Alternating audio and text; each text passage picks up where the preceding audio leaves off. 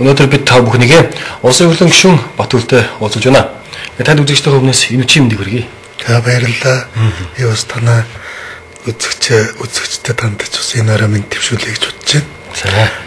Тэгэхээр гişүнээ ер нь ингээд та гэдэг шиг үнэлэхийг авч амжсан байгаа авлаа. Өчигдөр авсан. За. Өчигдөр аймаг дээр очиод аймгийн тааргийн хорооноос нэр дэвшигчийн үнэлгээ авсан. Надад харин би эхлээд анзаараагүй авсныхаа дараа харсан чинь нэг номерын үнэлгээ таарсан байна лээ. Сүлжээтэй гэж хэлэх үү.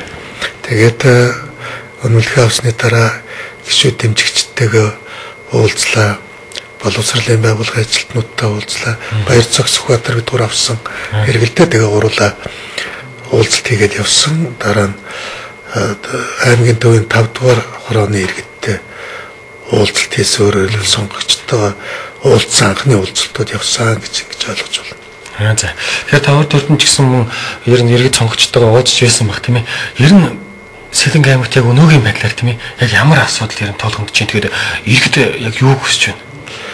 Манай иргэдийн хүсэж байгаа ганц л зүйл байна. Нийлэнгүй хөдөө суманд амьдарч байгаа иргэд бол ерөөсөө л ажилтаа бол. Ажилтаа бол яг ажил хийж байгаа сайхан амьдрий. Одоо хүслийг бол ажилтаа болъё, ажил хийж байгаа сайхан амьдрий гэдэг л ийм хүсэл зориг байна даа л гэж хэлэхээр байна да. Ер нь Сэлэнгийн тухайд бол бас ч бусдыг бодвол харьцангуй өнгөрсөн 4 жилд их олон асуудал шийдэгдсэн. За хамгийн сүүлийн асуудал бол Сэлэнгийн сумдын одоо 97% нь бол хар замаар хатуу уучлалтай замаар холбогдохоор боллоо. Энэ Сэлэнгийн бүх сумууд бол гар утсаар холбогдохоор бол мобайл телефоноор холбогдох гар утсаар холбогдох юм боломжтой болж байна гэдэг. Ингээд Сэлэнгид бол хийгдсэн ажлууд маш их байна. Гэтэ энэ хийгдсэн ажлуудын хажуугаар бол ерөөсөө ажилгүйдлийн асуудал бол хурцаар тавигдаж байна. Манай Сэлэнгийн нэг онцлог нь бол ажлын одоо давтамж нь улирлын шинжтэй гэдэг. Одоо шинэ хаврын тариалт юм уу намрын ургац суралтын үеэр Сэлэнгид бол ажилгүй хүн байхгүй болцдог. Өөрөлдвөр одоо бүр энэ тэндээс хүн хөлсөлж авцаарч ажилуулдаг. За тэгээд өвөл хавартай болохоор зэрэг суучдаг байхгүй юу. Тэгэхээр манай Сэлэнгийн хувьд одоо тавьж байгаа асуудал нь тогтвортой жилийн 4 улирлаас үл хамааран ажилтдаг ийм ажлын байртай болгох шаардлага зүй ёсоор тавьж байгаа. Ийм боломж биегүй би юу гэхээр зэрэг ер нь одоо сумын төвүүд дээр бол хүнсний бүтээгдэхүүний анхан шатны үйлдвэрлэл явуулдаг ийм одоо жижиг дунд үйлдвэрийг бий болгосноор ажлын байрыг хангах бололцоотой юм. Тэгвэл манай Сэлэнгчүүд бол бүх улиралд бүх цагт одоо доктортой ажилтай, доктортой орлогыг үүсвэртэй ийм доктортой орлогын үүсвэр дээр үндэслээд бол сайхан амьдрах юм болцоо бүрдэх юм аа л гэж ингэж хэлмээр байна. За тийм гэж. Тэгэхээр ер нь ажлуудаас гадна тийм ээ бас тодорч байгаа бэрхшээл зовлон байна уу гэж. Яг ер нь бол бэрхшээл зовлонгууд бий үгүй бий зөндөө бий. Гэхдээ бэрхшээл дотроос тэр бэрхшээлүүдийг шийдэх зангилаа асуудал нь бол одоо ажилгүйдлийн асуудал гэдгийг олон түмэн одоо ажилгүйдлийг арилгах асуудал гэдгийг бол ерөөсөө бид бүх нийтээр ойлгож байна тийм ээ. Ажилгүйдлээс болж ядуурл бий болж байна. Ажилгүйдлээс болж гэр бүлийн амьдрал хүнд байдалд орж байна. Бодолд одоо аав нь ингээд ерөөсөө хүүхэд босоод л ухаан орсон чинь аав нь хэзээч ажил хийж байгаагүй байна гэдэг бол тэр хүүхдэд ямар аимшигтай байдал аимшигтай үлгэр болж байгаа тийм биз тийм ээ.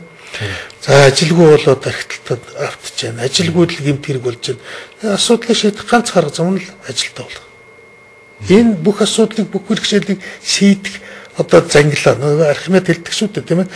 Тулах цэгийн нөгөөдгөө би дэлхийг эргүүлэе гэж ярьдаг шиг өнөөдөр Монголд байгаа бэрхшээлүүдийг шийдэх тулах цэг нь юу вэ? Бүгдийг ажилтаа болох. Тэгэхээр таасаа ч гэсэн ер нь дурдлаа да тийм ээ. Тэгэхээр бид ямархуу арга замаар гэдэг юм уу? Одоо ерөөсөө өдөржүүлэх замаарч гэдэг юм уу тийм ээ. Ер нь нэн даруйхан тийм үү? Хурдан хугацаанд иргэдийн ажилтаа болгож нэг сайхан амьдралынхаа гарааг нь яаж эхлүүлэх вэ? За бид хамгийн гол нь яаралтай одоо ухаан 5-7 оюу толгой шивээ аваа гэсэн энэ их том төслүүдийг хэрэгжүүлэх хэрэгтэй тийм ээ. Энэ төслүүдийн одоо орлогын хуваарлтанд бол сая манай намын дараа гарлаа шүү дээ тийм ээ. Эрдэнэ хувийг ард иргэдэд олгох хэрэгтэй. Энэ их орлогоос бий болж байгаа зүйлүүдийг баталгаажуулан одоо яг үгээр зэрэг хөрөнгө оруулалтын их усруудыг босгох хэрэгтэй. Одоо жишээ нь бол ингээд оюутгал таван толгой зэрэг ийм одоо том төслүүд хэрэгжээд их юм бол Монголд бол ямар ч одоо олон улсын санхүүгийн байгууллага тийм ээ хин ч гэсэн одоо урт хугацааны хөрөнгө оруулалтын зээлүүд бэлэн байна. Бид нар тэр зээлүүдээр бол хөрөнгө оруулъя тийм ээ ажлын байр бий болгоё. Нөгөө талаас бас зүгээр улсын нэг одоо дангаараа хариуцж хийгээд байх ёстой ч юм биш. Мэдээж улс бол эдийн засгийн хувьд үр ашигтай ач холбогдолтой тэр төслүүдийг дэмжин хамгийн гол нь иргэдийнхээ хөрөнгө оруулалт хийж үйлдвэр барих тэр санаачлагыг л дэмжих ёстой. Уг нь бол иймэрхүү үйл ажиллагаа явуулж ирсэн. Гэхдээ харамсалтай нь яг үхээр манай иргэдэд явж байгаа зээл нь өндөр хүүтэй баггүй хугацаатай байдаг байхгүй богино хугацаатай. Тэгэхээр яаж үйлдвэр барьж ажиллуулж тийм. Одоо бид хөрөнгө оруулалтанд зээл авч байгаа тэрийг одоо 20 жилийн хугацаатай, 30 жилийн хугацаатай, 40 жилийн хугацаатай хөрөнгө оруулалтын зээл болгох ёо гэж байгаа. Энэ гэх мэтчлэнгээр ер нь бол манай намын яриад байгаа 10 зөв бодлого гэдгийн одоо зорилго нь бол ерөөсөө тэр юу зорж байгаа гэхээр бүгдийг ажилтаа болгоё. Ажилтаа хүмүүс сайхан амьдрал гэдэг. Ийм л зорилгыг шийдэх гэж байгаа. Ингээд цогц бодлого юм л да энэ. Өөрөөр хэлбэл энэ цогц бодлогууд 10 талаас дайрсаар байгаад энэ асуудлыг шийднэ л гэж ингэж бид тооцсон хэрэг шүү дээ. Тэгэхээр урд өрдний сонгуулийг бодвол та энэ жилийн сонгуул, энэ удаагийн сонгуул хийх онцлогтой болно гэж ярьж байгаа. Тийм ээ. Тэгэхээр яг иргэдүүд янз бүрээр өөр хэсгээр тайлбарлаж байгаа тийм ээ. Таны тиймэрхүү бол мөнгөний сонгуульч болно гэдэг юм тийм. Танихаар яг яагаад тийм үү? Юуг нь онцлогтой болно гэж үзэж байгаа юм?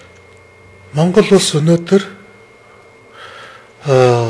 олон улсын геополитикийн өрсөлдөөний төв болчлоо.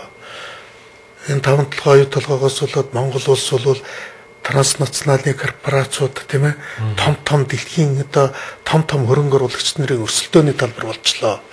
Манай хоёр хөрс бол одоо Монгол дээрх сонирхлоо дархалж авахын тулд нэлээд шир өрсөлдөж байна. Сүүлийн үед бол энэ өрсөлдөөн бүр ээлт хурцтай хандлагатай болж байна. Ийм нөхцөлд сонгуул болж байна. Дахиад нэг зүйл хэлье.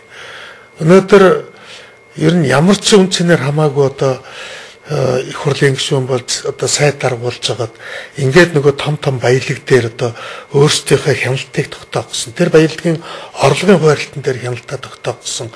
Дотоодын улс төр санхүүгийн бүлэглэлүүдийн тэмцэл эд хурцчаад байна. Одоо сонгуул дээр харалт их тодорхой байгааддаг тийм ээ. Мөнгө төгрөг цацж байгаа дээр бол одоо ер нь одоо тамтг алдчих шүү дээ. Гинтхэн ардамдаа хайртай улцал улсууд очиод мөнгө тараагаад тэр байгаа байхгүй тийм гинтээ хайр гэж хизээж хааж байдаггүй юм шүү дээ. Тэгээд мөнгө тараасан хүн тэр мөнгө 10 дахин л нугалж авна. Хаанаас авах юм? Оюутлогоос, даван толгоогоос тийм ээ. Энэ том төслүүдээс авна гэж тооцож байгаа. Тэд нар бол тэрбум доллартай одоо Абрамович шиг тийм ээ. Одоо тэр том тэрбумтан болъё л гэж ингэж бодож хүсэж шунж байна шүү дээ. Тэгэхээр ийм тэмцлийн дунд болж байна одоо сонгуул.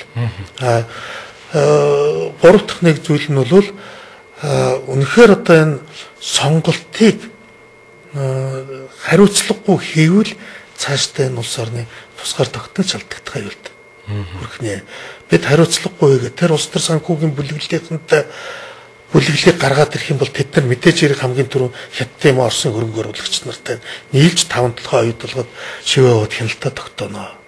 Тэгээд тэд нар бол зүгээр тэднийг дараа нь нэгэнт хяналтаа тогтоож авсны дараа тэр манай дотоодын үндэсний улс төр санхүүгийн бүлэг бүгдийг хөөд зайлуулна. Бүрэн тогтоо. Тэгээд бид нар энэ стратегийг ордол алдах юм бол бид нар ерөөсөө эдийн засгийн хараат бус байдлаа алдна гэсэн үг, эдийн засгийн дархлаагаа алдна гэсэн үг. Эдийн засгийн хараат байдалд орно гэдэг бол улс төрийн тусгаар тогтнол алдах хамгийн том одоо үндэс болно гэсэн үг шүү дээ. Ийм л байдалтай. Тэгэхээр мөн энэ удаагийн сонгуульд урд өдний жилүүдийг бодвол олон ч улс төрийн намууд орж явах шиг байна тийм ээ. Улс төрийн хүчнүүд орж ийн олон ч хүмүүс бие дааж нэр дэвшиж явах шиг байна тийм ээ. Ерөөсө толгой ирэхээр байна л да.